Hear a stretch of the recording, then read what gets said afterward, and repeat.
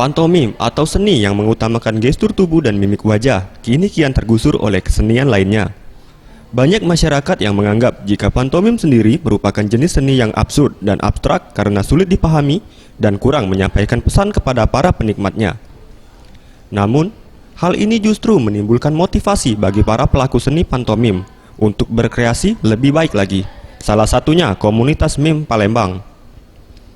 Wak Dola, salah satu pendiri komunitas pantomim dengan nama mim ini, mengatakan sejak tahun 2012 komunitas ini ada.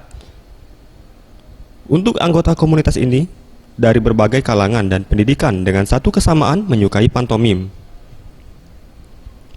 Menurutnya, di komunitas yang ia dirikan ini memiliki perbedaan dengan komunitas pantomim lainnya.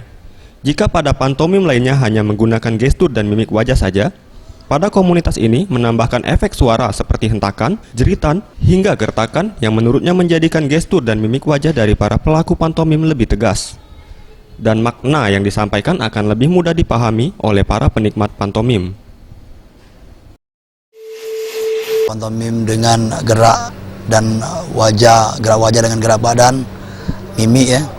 Tapi sekarang kita coba dengan ada suara juga, walaupun bukan kalimat yang kita keluarkan, mungkin suara gertaan atau suara jeritan, lengkingan yang kami lakukan untuk lebih mempertegas apa yang kami lakukan itu.